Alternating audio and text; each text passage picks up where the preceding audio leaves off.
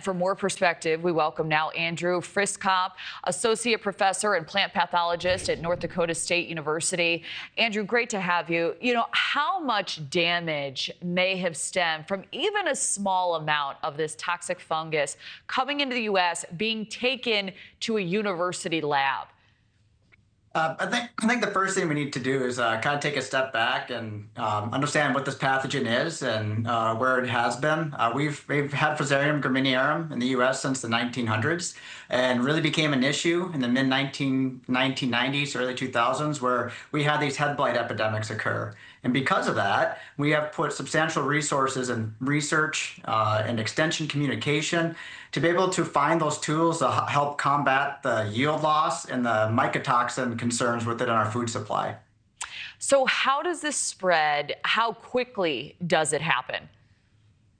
So the pathogen itself, we call it an endemic pathogen, meaning that once you see it, you're going to have it.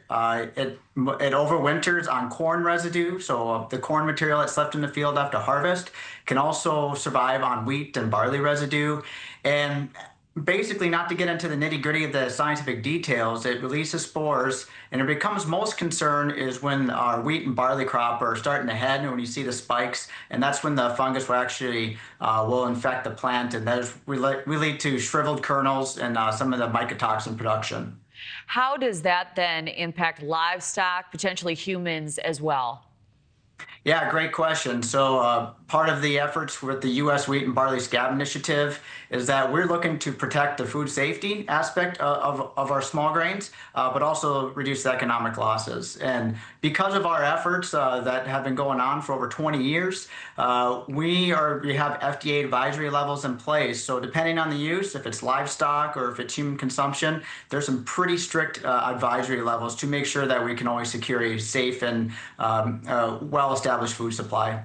You know, based on your experience, how vulnerable is our food supply in general?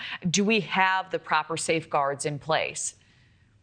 Yeah, so right now we've been battling this disease in the U.S. for decades, and with some of the research funding that we've been able to help with the federal programs, is we have management tools in place. We have breeding programs producing resistant varieties, making sure to stay ahead of this pathogen. We have fungicide applications in place to know when to apply, safety of applying them, and what is the best time and opportunity. And some of the other efforts is able to predict when this disease might be at more of a risk in the U.S.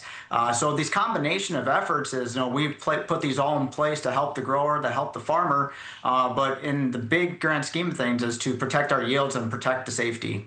So studying this fungus, what would be the overarching goal, bringing this into a lab in that type of environment in Michigan? That's a really good question. Not sure I can speak specifically to this example here, but through collaborations in the U.S., are studies to making sure that our resistant varieties are still resistant against different isolates of the fungus. Like any type of biological organism, fungus can change compared to like what you see with the influenza, the type of strains.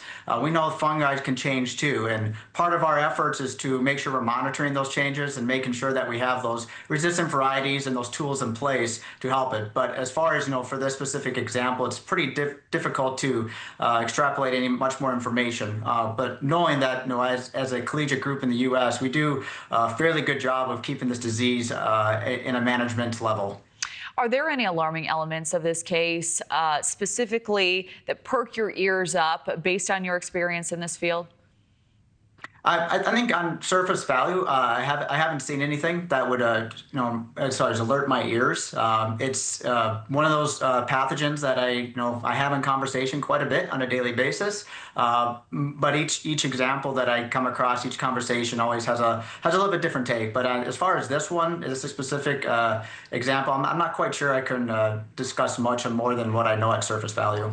All right, Andrew Friskop, appreciate you weighing in. Thank you. Thank you for watching. Subscribe below and download our NewsNation app right now on your phone, and you will get fact-based, unbiased news for all Americans.